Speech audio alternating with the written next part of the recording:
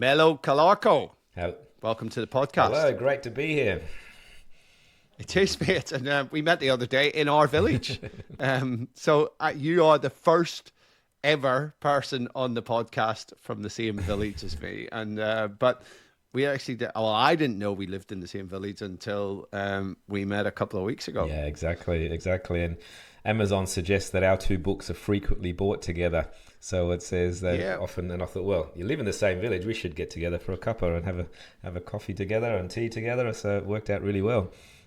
Absolutely. And so we are both best-selling, multiple award-winning authors from Mount Eliza. You know what? I think we need to see if there's a third one. It'd be good to have a trifecta in the village. Shout out to any award-winning authors in Mount Eliza, please. Indeed. So, mate, before we get into talking about burnout, because you've written a book on burnout, you do coaching for CEOs and athletes and all of that sort of stuff. But you were telling me the other day you actually have a very interesting background, younger years. Like I did a lot of travel, but you cycled 30,000 kilometers around the world. So tell me, what inspired you to do that? Yeah. And just talk our listeners through the journey. Sure. So I had the crazy idea to cycle, trek and travel around the world for around about 2 or 3 years and end up through Africa and India. And actually there was 5 of us that had the idea, 5 or 6 of us, 5 of my mates said, let's go around the world on mountain bikes and let's go see the planet. And unfortunately, one by one, they all bailed on me.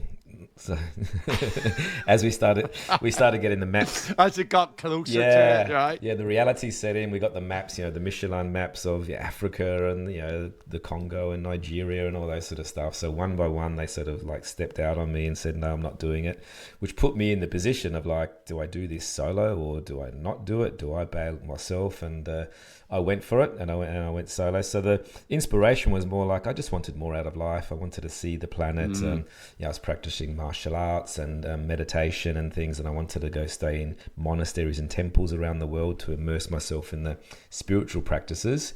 But I'm also very interested in indigenous cultures and different places of the world. So wherever I did stay, most of the time it was with indigenous people, and most of the time it was in monasteries and temples and churches and whatever it was around the world. So the inspiration was just to see the planet and get more out of life, because I knew there was more to what I was doing too at the time. Yeah, wow. And how old were you at the time? About 20 odd years ago. So disclosing my age, say my 30s.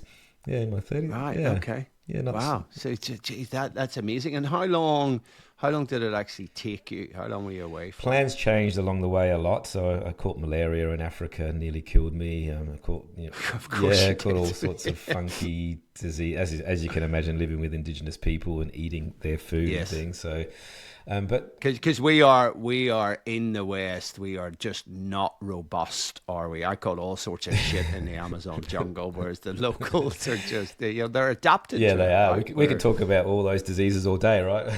But so the plans changed along the way, and I did have to hang up my bike for a while and went up trekking through the Himalayas. But in short, in answer to that question, around about 2.5 to 3 years of that trekking and cycling component of it.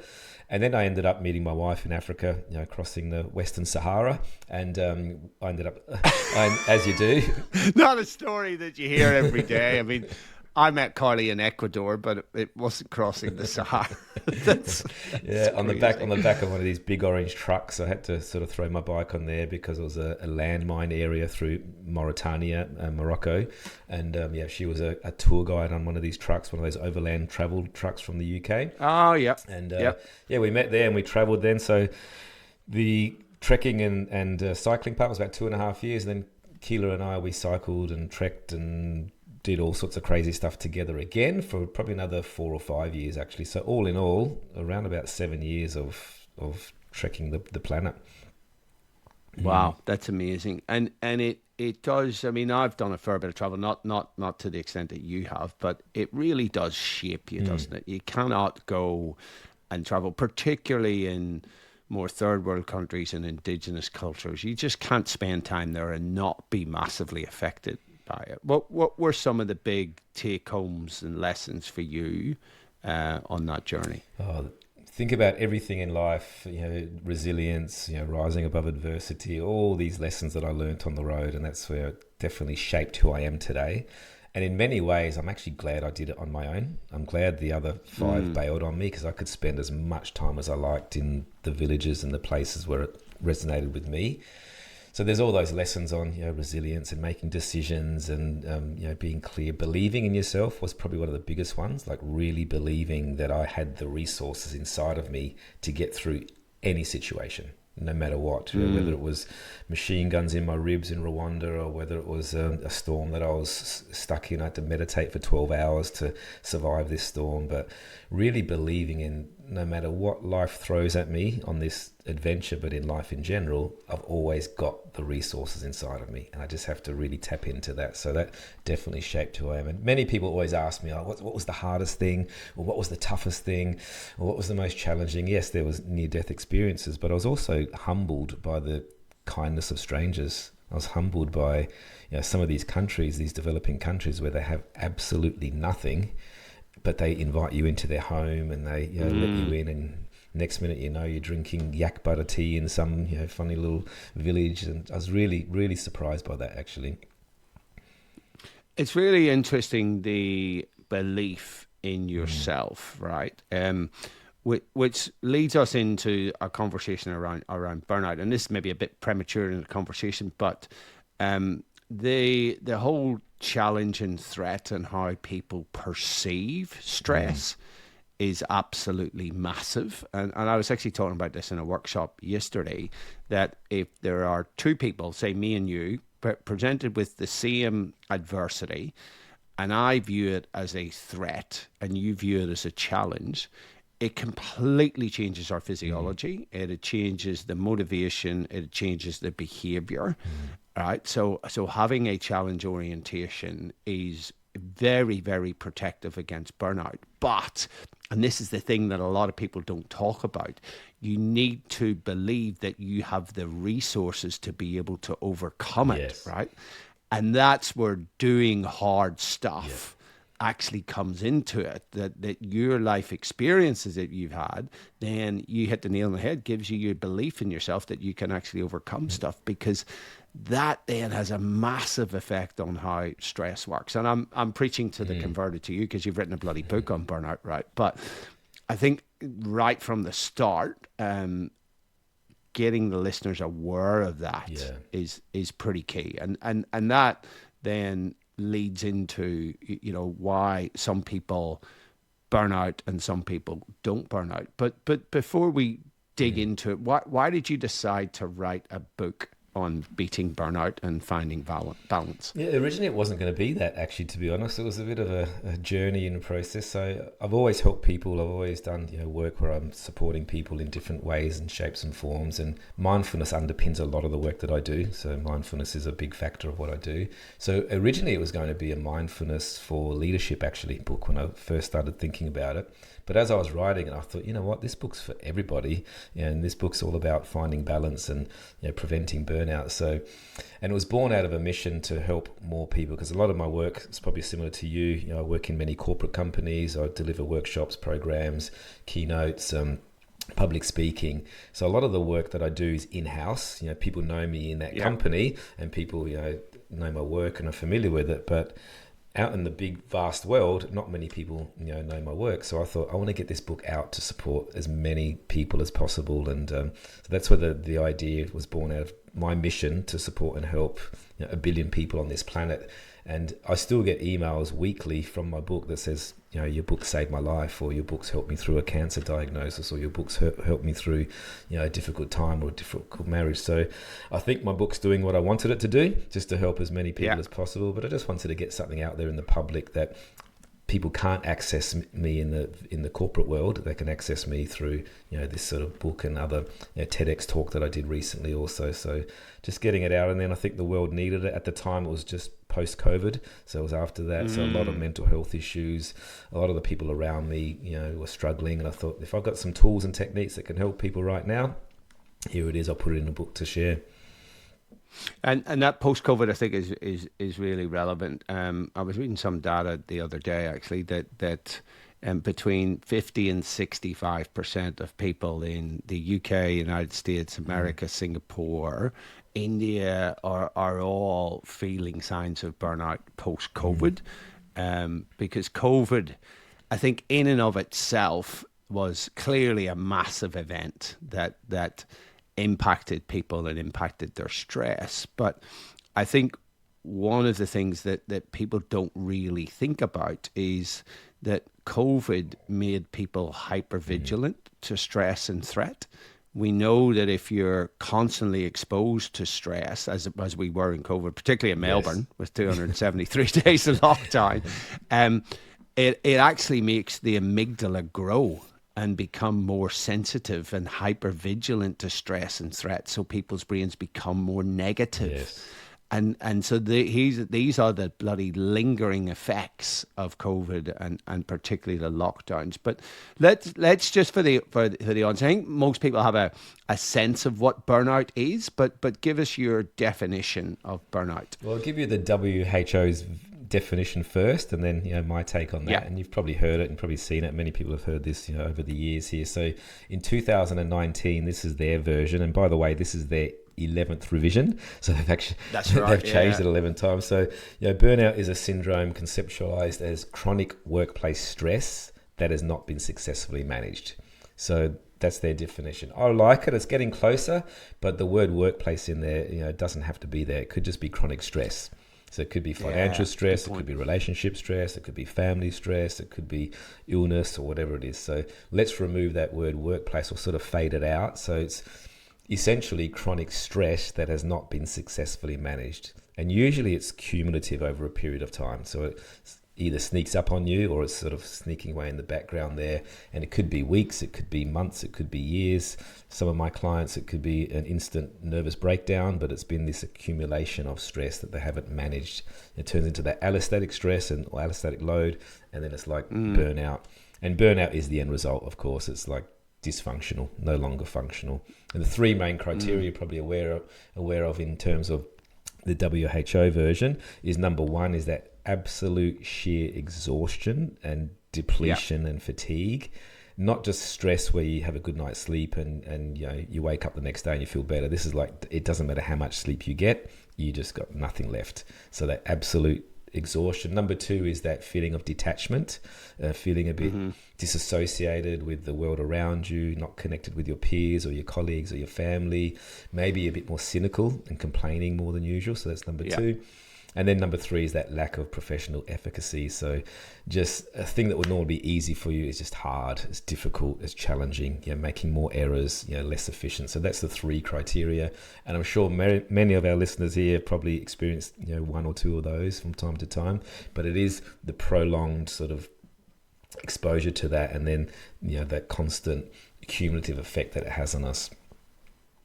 And I think that's a really important point, that the accumulation and you saying it's not just workplace, right? Because people can be going along and be in a reasonably stressful work environment, but coping well. Yeah. And then all of a sudden, one of their kids gets depression, right? And that just tips them over the edge. Or they have a marriage breakup, or there's financial stress, and this is the thing, is that it's not just like your body just doesn't compartmentalize stress, right?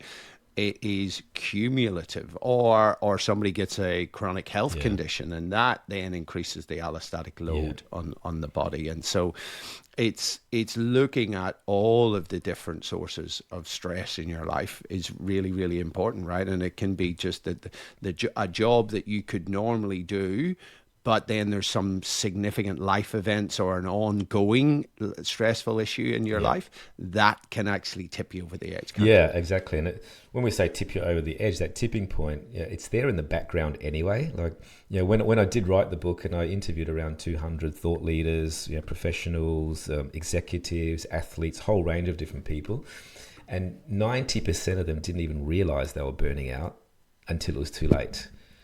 90% didn't even realize. They knew something wasn't quite right there. Something was not quite right. I feel a bit tired or I feel a bit fatigued. So And of the camp, the ones that did realize it a little bit, they either didn't have the tools or techniques to get out of it. They didn't know what to do. They didn't have any support there, or the other ones just kept powering on and charging on anyway. They knew something wasn't right, but I'm just going to keep, finish that last thing and keep doing that. So the self-awareness piece is number one. Yeah, no, absolutely key. And I actually had that in a question for you about the role of self-awareness. So let's do a deep dive into that. Absolutely. Because what are, to your mind, and I can sort of chip in with some ideas as well here, but what are some of the signs and symptoms that you're starting to go down the slope? I actually use, when I talk about burnout, I use a whirlpool as the kind of descriptor, because the lower down you get, the stronger the downward pull actually becomes, right? It's not like a slope, it's a pull downwards. Yeah, that's a good right? analogy. So what would some early signs be? Yeah, the earlier ones, usually the ones we notice are the physical ones. Usually we feel it physically. By then it's already like you're halfway down the whirlpool, to be honest, but that's happening. Yeah. So the physical things, it could be tightness in the shoulders, it could be tightness in the jaw, it could be clenching your jaw. Everybody feels stress differently. It could be migraines, headaches, it could be even lower back pain or tension through the whole body. Those typical fight and flight response things there that we feel in the body. So that's the physical ones. Also behavioral and emotional. It could be just snappier, like more reactive than usual, losing your temper, losing your cool more than you would. You might keep it together all day at work, but the moment you get home, you lose your shit at your kids, right? That's right, because it just builds and builds. Yeah, and that's builds, right, exactly. And also behavior. Also, it could be withdrawal. It could be like withdrawing from meetings and not showing your face on the Zoom screen, or not going to meetings, or withdrawing from any social activities. So all of these things are happening, but very often we notice these things and we just ignore them. I'll just keep going. I always use the analogy a bit like driving the car, and the oil light pops up. Oh, that's fine, I'll just keep going, and then the temperature gauge lifts up. Oh, that's fine, I'll just keep going. So eventually, that car's going to burn out and break down, same as us. But we see these little signs and we either ignore them or we just don't know what to do. We don't know how to get out of them. So it is about, number one is self-awareness. And there's also, for me, when it comes to self-awareness, there's like board or baseline self-awareness, which is just like the usual things. You might notice the physical sensations in the body. You might notice how you're feeling or what you're thinking in some of your thoughts. But there's also a deeper self-awareness, like this deeper level of self-awareness. And then something's not right. So there's sort of almost like this gut feeling. And then you have to act on that. You have to do something about that. I know often the early stages, like the really early stages before people notice, people, they get sucked into mindless multitasking. Also. Right.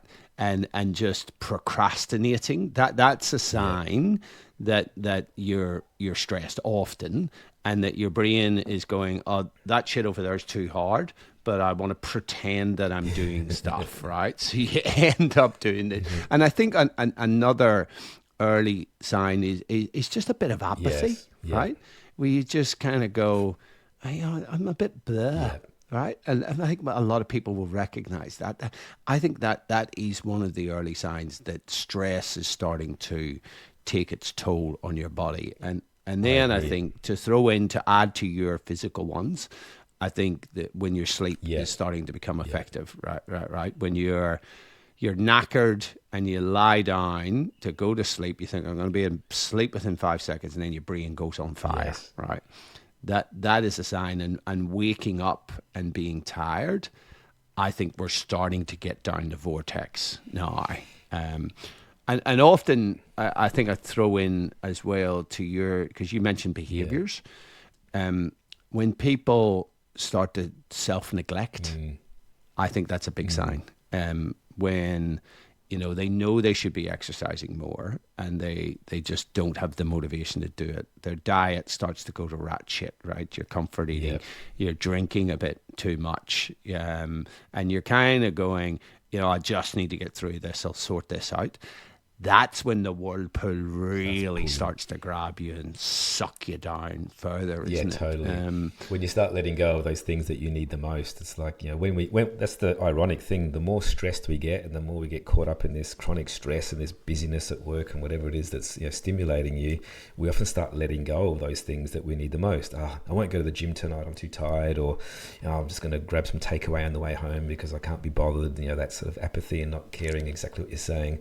But it actually should be the other way around. It should be absolutely 100%. And then I often use the analogy of an athlete that's whether it's the World Cup, Rugby World Cup, Soccer World Cup, whatever, where they're having to perform at a high level and then get up and perform again and again and again. I tell you what, they're not coming home and going, fucking hell, that was a hard day, I need a drink. You know what I mean? They are coming back and they are recovering effectively. And before we jump into some sort of solutions, I think it is worthwhile just diving into these signs and symptoms a little bit more. When people are really starting to get pulled down and starting to get close to burnout, is there? I think you mentioned social withdrawal. I think that's a massive one.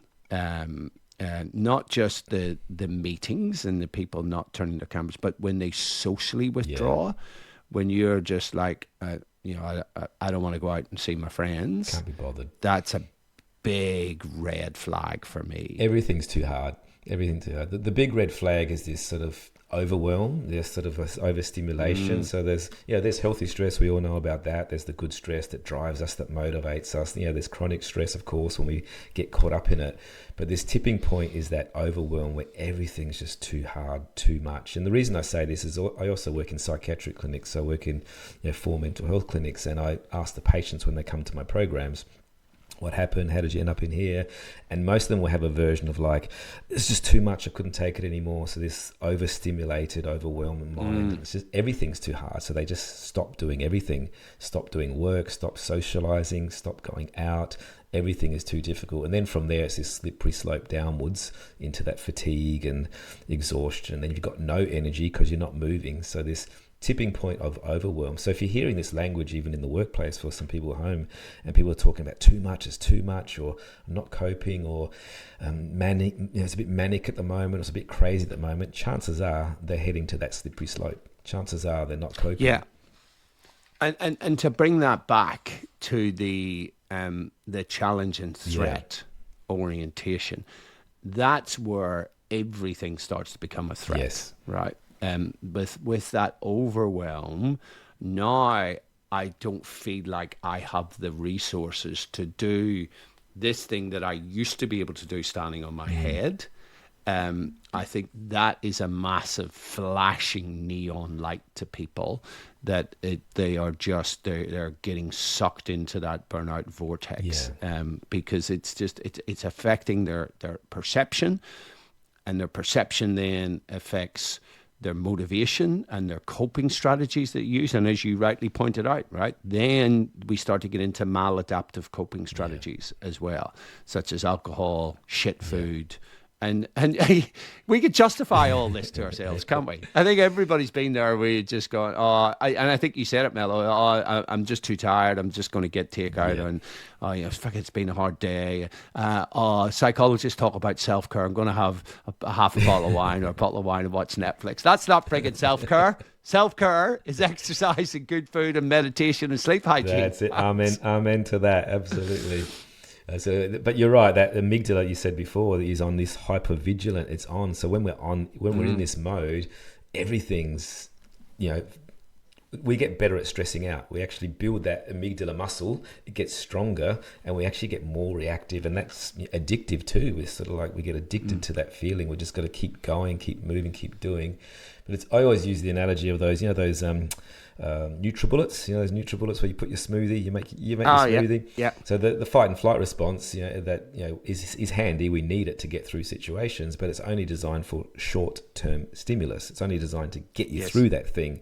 It's a bit like putting the NutriBullet on and just leaving it on. That NutriBullet is designed to oscillate at a high frequency, so it makes your smoothie. But if you leave the NutriBullet on for 5 minutes or 10 minutes or 20 minutes, it's going to burn out. It's not designed for that. Absolutely. The same as the fight and flight response, the amygdala is not designed to be switched on 24/7, without any consequence. And one of the worst cases of burnout that I've seen in the work that I do is one particular client was very sharp guy, like mentally very sharp, very smart guy, operating and owning 27 businesses around the world.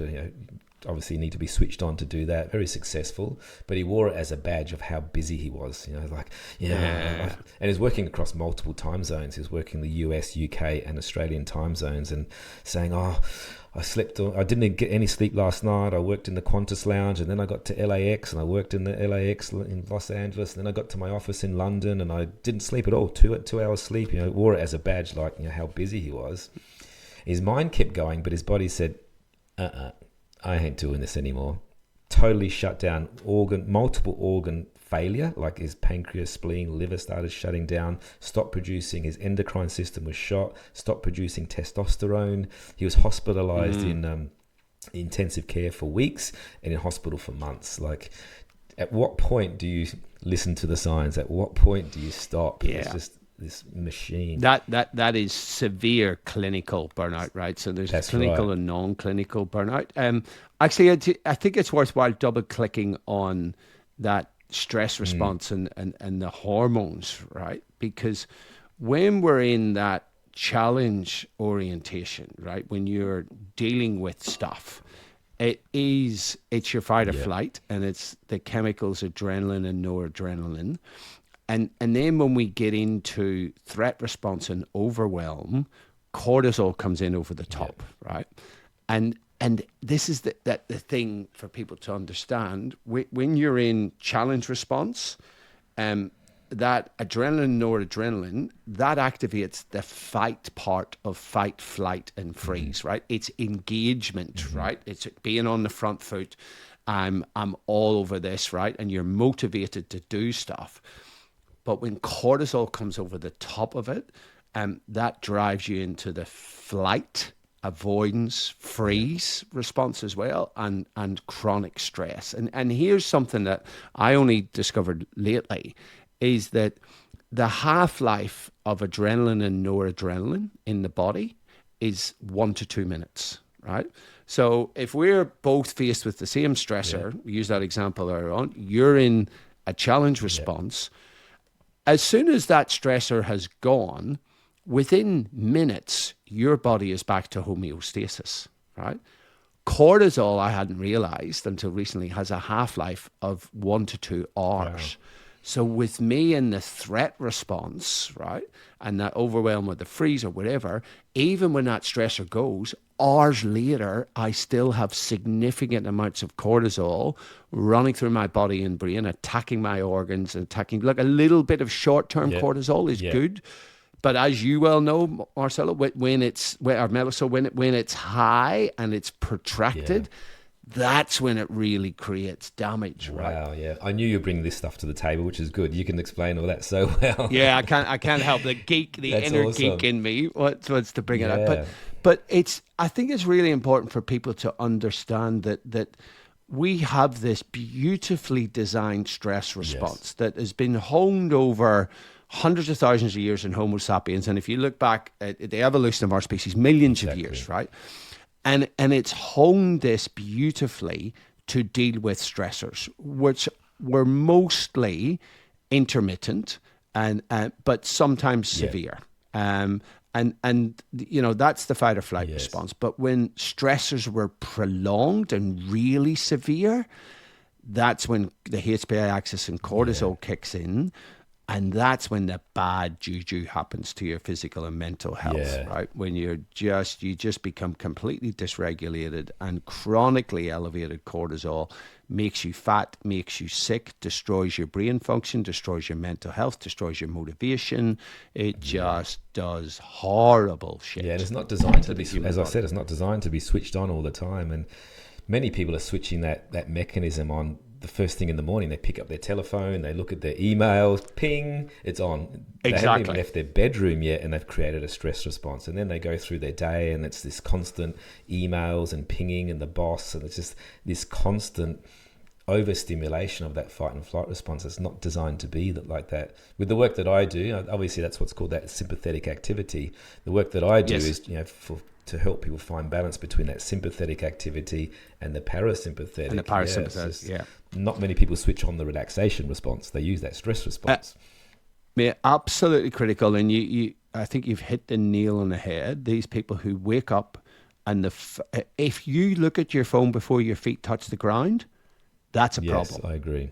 That is a problem. And you're getting inputs straight, especially if you're checking your friggin' email. Before you've even thought about the day, thought about who you want to be that day, like the Stoics would do. And I'm sure, you would be encouraging people to get up, to be mindful as they start the day. But it's that stimulation. And then we bookend our day with more stimulation, right? And people go, I'm recovering. I'm watching TV or I'm on social media. That's not recovery for your nervous system. That is stimulation for your sympathetic nervous system. So we're always on, right? And I think that's the major issue, or one of the big contributors, I should say, is that even when people are not at work, they're not recovering, right? And I think we're both singing from the same hymn sheet here, that there is a difference between relaxation and recovery. Absolutely, yeah. And most people don't give themselves permission to stop, and most people don't, switch off. They don't even know what downtime is anymore. The word's not in our vocabulary. And that's what I always say. People are wound up all day, wound up. There's constant overstimulation from the time they wake up. They're looking at their telephone. Every break they get, they pick up their phone, they scroll, or they do something. There's no off time. That's when it comes to the brain. You probably know a bit about this yourself. These different frequencies that the brain oscillates in. You have the beta, alpha, theta, delta. Delta is you're dead asleep. You're out. And beta is you're on. You're thinking, you're planning, you're problem solving, decision making. All of these things where the brain is oscillating at like 15 to 40 hertz. So if beta was a drum, let's say, it'd be like boom, boom, boom, boom, boom, boom, boom, boom, boom, working quite fast. The brain cannot be working that fast all day long, 24/7. You need to drop into those alpha and theta states where it's meditation, relaxation, recovery, all these things where the brain slows down to like 7 to 14 hertz. And that's where we can give our brain a little bit of a break. We're not designed to be switched on all the time without any consequence. Yeah, for sure, mate. And I think what the research shows is that high beta is associated with high cortisol, right? So when you're in very high beta, that's anxiety, right? All anxiety is massive overstimulation of the sympathetic nervous system. But you then come into a point which is really your wheelhouse here, right? Which is about mindfulness.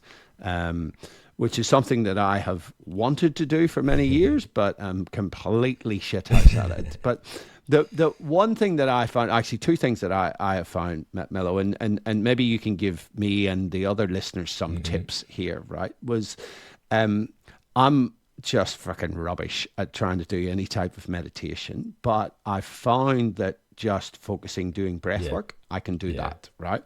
And the other thing that I adopted, and I think it was Carly might have nudged me, is I walk our dogs every morning and every evening when I'm here, and I like to go out at sunrise and sunset. But I was occasionally going out and getting on the phone or listening to podcasts. And Carly said to me one day, "Why don't you just go out and be?" And I thought, actually, you're right. And so I've stopped taking my phone, stopped taking my earpods, and I just go out and just, especially around sunrise and sunset, right? There's just all the bird life and the changing colors in the skies and stuff like that. And it's presence and it's mindfulness, right? So talk our listeners through mindfulness in its different guises why meditation particularly is very, very good for us. And maybe for the numpties like me who are just have tried and not doing it very well, what are some things that we could do? Yeah, sure. And yeah, saying the word mindfulness or saying the word meditation actually is like saying the word sport. There's different types of sport. When it comes to meditation, there's different types of meditation, and mindfulness is an aspect of that. So for me, there's two main ways to practice mindfulness. First of all, number one is the stopping, the pausing, the closing your eyes and doing the formal practice. So the formal practice is typically what you know as meditation, whether you're following your breath or you're doing a body scan or whatever it is, just to get that presence, to anchor yourself into yourself. So that's the formal practice of mindfulness. I do 2 formal practices every single day. Start my day with it. I'm the same as you. I get up quite early, I take my dog for a walk, and then I do a meditation practice straight after that. Get that serotonin production, first of all, with the sun, and then stop and pause. So that's the formal practice. Whether that's 2-minute meditation practice, whether it's a 5-minute, whether it's a 20-minute, whatever it is for you, the duration.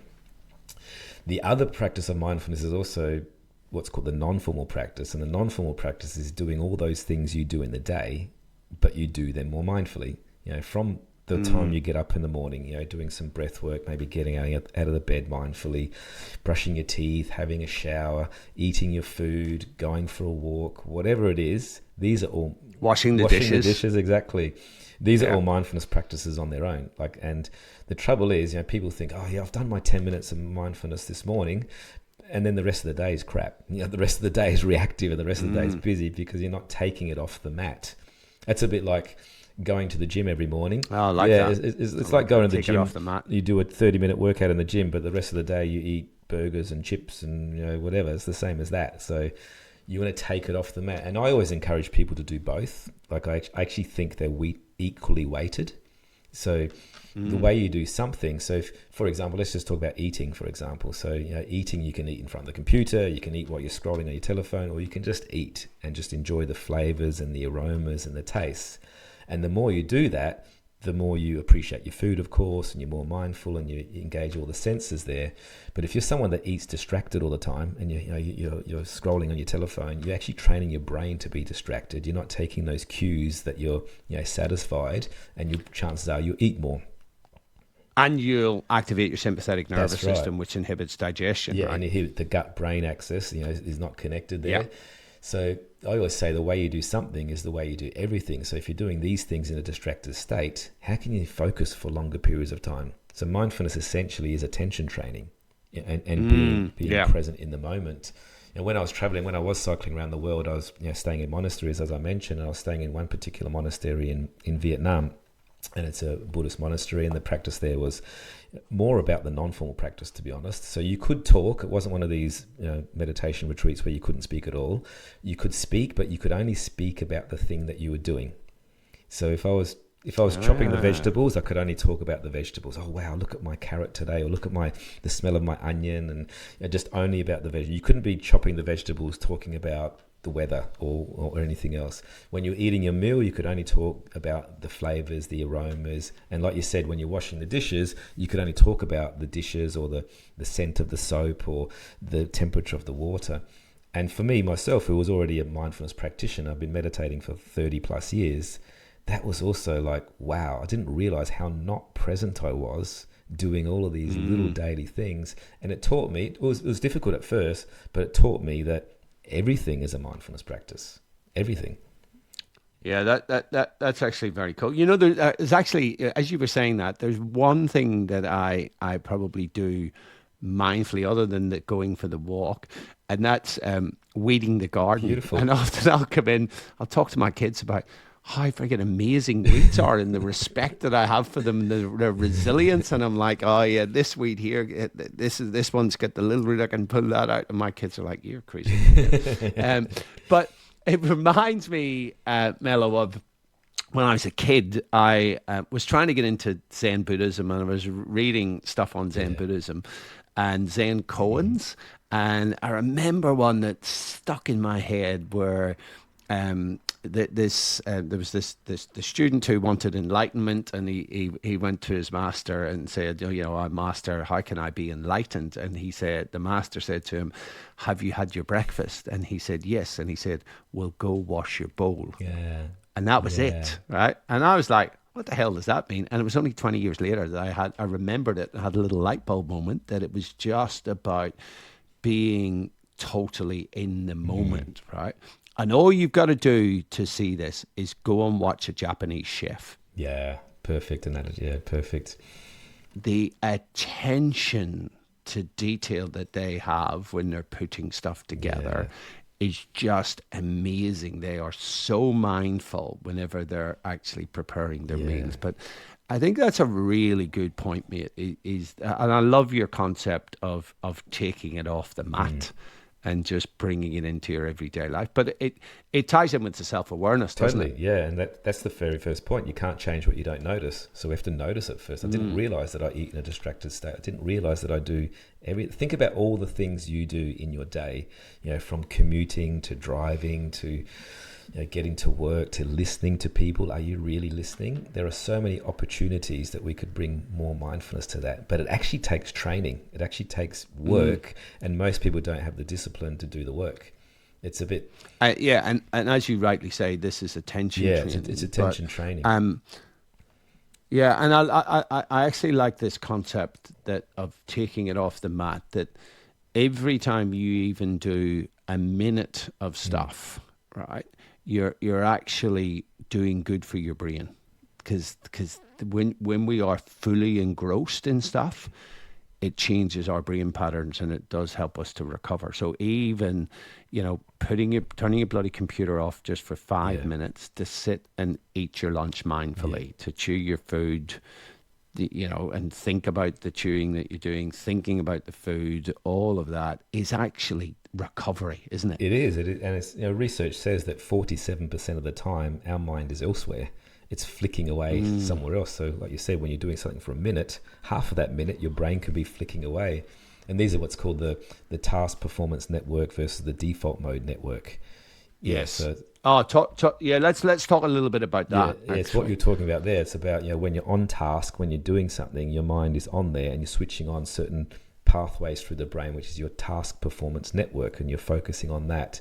That's mindfulness too. So think about those things that you do in the day, and you're really present, you're really there, you're really enjoying it. You're switching on that network, versus what's called the default mode network, where the brain starts drifting off and starts thinking about other things. It could be flicking into the future, catastrophizing about something that hasn't even happened, or it could go into the past. And this default mode network can run wild. The research you've probably heard of through Harvard there, where the research paper was called "A Wandering Mind Can Be an Unhappy Mind." Yeah. Yes. Yeah. It is the Dalai Lama, I think, because he used to do this Mind and Life conference where there was a bunch of neuroscientists and a bunch of Tibetan monks talking about the overlaps between the two disciplines. And when, I think it was Richard J. Davidson, when he told the Dalai Lama about the default mode network, you'll be familiar with Richard J. Davidson, right? The Dalai Lama was like, you mean monkey mind, yabba, yabba, yabba, yabba, right? And but that monkey mind leads to an unhappy mind, to your point, when we're constantly multitasking, thinking about other shit and not being focused, it leads to unhappiness. Totally. And it can go run wild. It can be running wild all day and we're not even aware of it. We have thousands and thousands of thoughts through the day, just constantly rolling away in our head. Most of those are negative. Most of those are the same ones we had yesterday. And that's where it comes back to that self-awareness piece. So mindfulness is training our self-awareness. When you sit in stillness and you just sit there, so going back to the formal practice, the one where you stop and sit, when you sit there, very often when you close your eyes, your mind just goes wild. It starts thinking about all these things. And that's where people say, it doesn't work. Meditation doesn't work for me. That's actually working. That's actually showing you how busy your mind is. That's actually showing you how much out of control you are. So the more you practice this, you'll notice, here comes a thought. What am I thinking about? It might be planning a day. Or here comes another thought. And you're just letting those thoughts be there in the background, and you're just letting them come and go. And the longer you practice, the space between the thoughts becomes bigger. It's not non-thinking. Boom. Like there is, people think Yes. that meditation, you close your eyes, it's like this blanket blissful state. Like it's actually observing your thoughts as an observer, not attaching to them, non-judgmentally, and just let them come and go. And the more you practice, it's about the space between, and that's the space we like to sit in. I often teach, and I always teach, actually not often, I always teach a 90-second breath break first. Yeah, as opposed, so if I'm getting a new meditation client or an executive or CEO, first of all, I don't use the word mindfulness or meditation because they think, oh my God, I'm not doing that. I think it's woo-woo. Exactly. Yeah. So I'll use the word focus and attention. And instead of teaching them initially a 10-minute or 20-minute practice, which is good, but I teach them these 90-second breath breaks. So they actually start learning how to down-regulate the amygdala. They start learning how to control their physiology through their psychology and vice versa. So I would rather somebody did 5 lots of 90-second breath breaks, which is basically just stopping and following your breath for 90 seconds, doing deep diaphragm breathing. I'd rather someone did 5 of those in the day because they're learning how to switch off that busy mind. They're learning how to use that. And the more they practice, they start learning how to switch it off quicker. And I've been practicing for many years. I could probably access that deeper alpha theta states in 2 or 3 breaths because my physiology understands, okay, I'm closing my eyes, I'm safe, I'm breathing deep, I'm safe, and it initiates that relaxation response really quickly. So most of us are up in that sympathetic nervous system all the time. We don't know how to even we don't even know what it feels like to feel that deeper state. So I encourage when I'm starting out, let's get lots of 90-second breath breaks going. And then once you get that going, let's extend the duration. It's a bit like exercise, same. You start increasing intensity and duration, same thing. And you start extending that. Oh, wow, I can sit now for 5 minutes. I can sit for 7 minutes. I can sit for 10 minutes. So it's about training your body and mind to understand what the polar opposite of the fight and flight response feels like. Yeah, and that's a really, I like that you do that with the breath break and the slow, controlled diaphragmatic breathing. Just to add a bit of geeky science, when you do that, you switch on the vagus nerve and the phrenic nerve, and you're activating the vagus nerve, which is your parasympathetic, from the bottom up, because there's lots of projections into the heart and the lungs.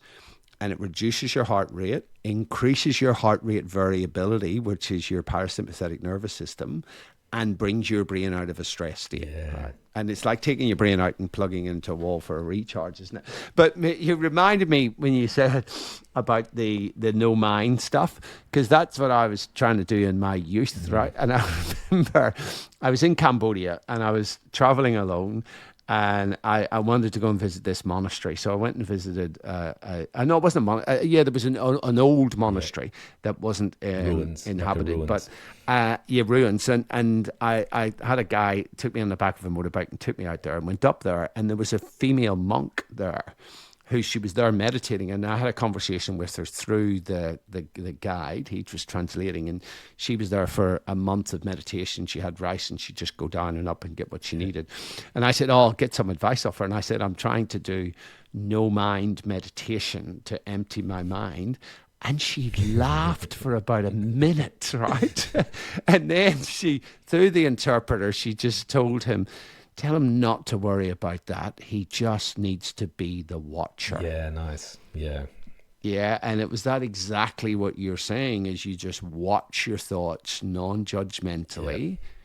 Cardi does a meditation about leaves on a stream. They're just leaves passing on a stream, and you just let them go. Because that, and it really is quite simple when you think of it like that. But it also reminded me something that might be helpful for people like me who have wanted to do it but are shit, is a guided meditation.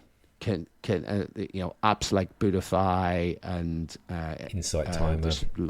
Insight Timer. There's lots of them out there that have little short meditations, 1 minute, 2 minute, 5 minute, 10 minute, 15 minutes, and that can be useful for getting the uninitiated in. I recommend that when you're starting out. Like, it's good to do both, of course. And I have some free meditations on Insight Timer app, for example, and one cool. is a 9-minute body scan meditation, which is great. It talks you through your whole body from the top of your head all the way down to your toes. Yeah, those are particularly really good for athletes also, to sort of get in tune with their body. So I teach that. I have a 90-second breath break on there because some people don't have 10 minutes. But the way I view guided meditation, it's great, it's fantastic, and it will help you stay in that present state of awareness. But eventually, it's a bit like riding the bike with training wheels. Eventually, it's good to take the training wheels off. Like what happens when I switch it off? So if you are doing guided meditation at home, maybe after the guided meditation, spend 2 minutes just in silence.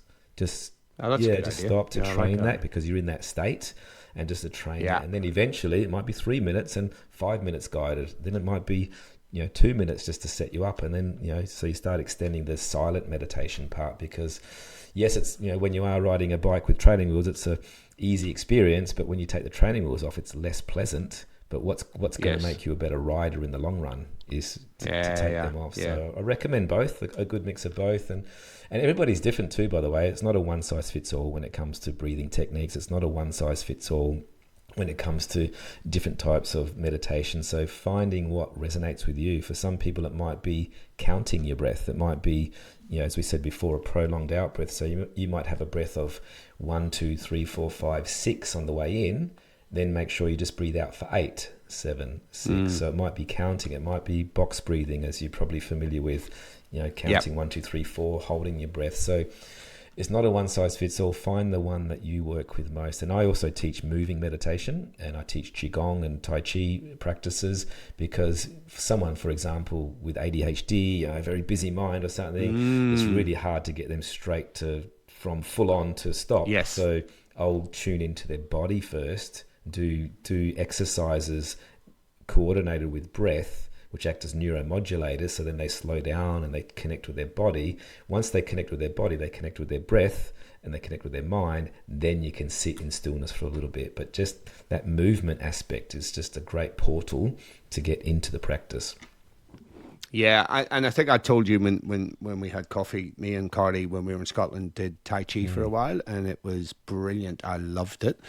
And have been looking over here for some sort of Tai Chi or Qigong, but because we live in the peninsula, there's nobody apart from you. So I'm going to jump in, mate, and that one we are going to lock in. You also have a chapter in your book where you talk about gratitude, and I'm a gratitude geek. So let's talk gratitude and the role that it has in combating burnout, and just some practical things that people can do around it. Because again, it's one of those things that some people look at it and go, oh yeah, it's a bit fluffy, but that shit ain't fluffy. Yeah, often when I'm presenting gratitude and compassion and kindness things in a corporate seminar, I can see the eyes roll immediately. Oh, here we go, sort of thing. It's that idea, but it is not fluffy. There's reams of research around it, as you know, practicing gratitude, releasing all those good chemicals instead of those bad chemicals, the oxytocin and all those nice sedating chemicals.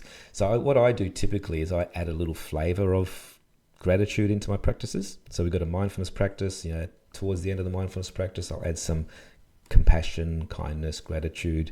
And there's varying degrees of this. Sometimes if I've got more time, I'll do what's called a metta meditation, where you're actually being compassionate and kind to yourself, compassionate and kind to others, sending out love and compassion to the greater world and all sentient beings.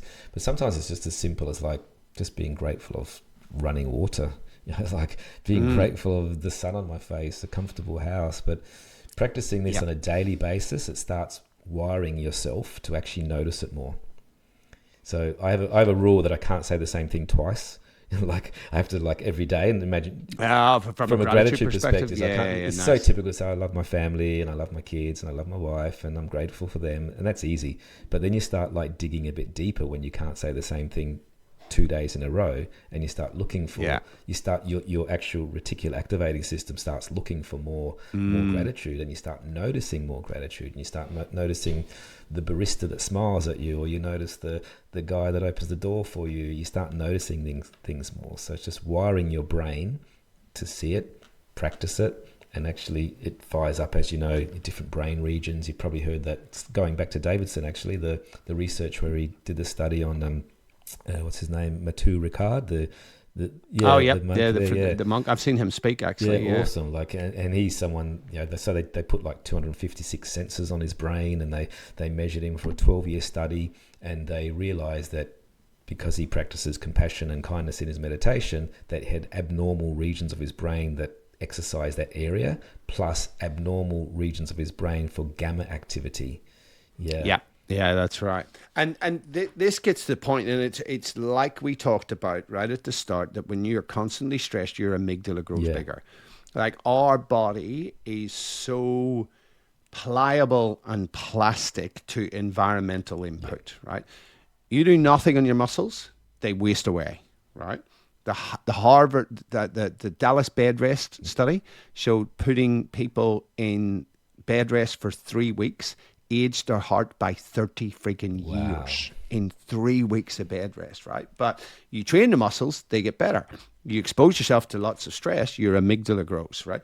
You do lots of gratitude or self-regulation stuff, those parts of the brains actually grow. And that's such a good point, because regular gratitude actually primes your brain for positivity.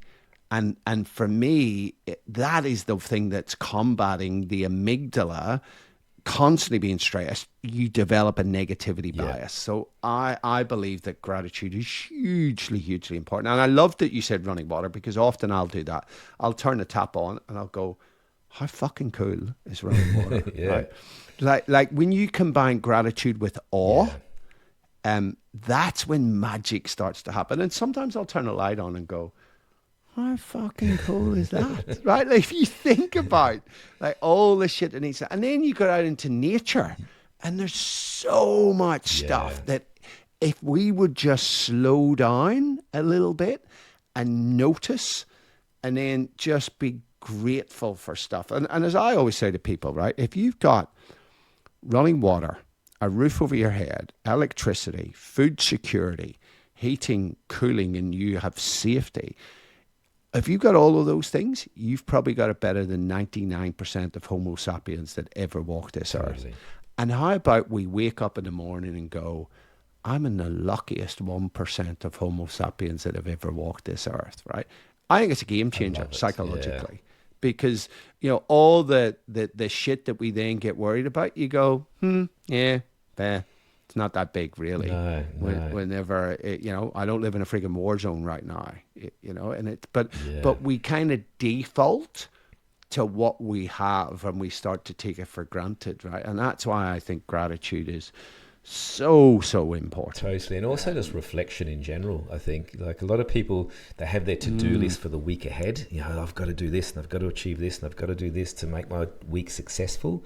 But they get to the end of the week and they crash because they're exhausted, and then they do it again the next week, and they keep going and going and going. So one practice that I do at the end of my week every week is I just have a little, almost like my mini performance review reflection. It's like, what was my presence like this week? What was my energy like this week? What was my diet like? What was my meditation like? What was my family commitment? What was my social? And just measuring that and reflecting on that with a bit of gratitude. I'm grateful for doing that. And that's a fantastic practice, just to remind yourself, like, every week's unique, and every week you don't realize how many amazing things happened in the week. And putting that sort of lens on it, reflect, and then reset your intentions for the following week.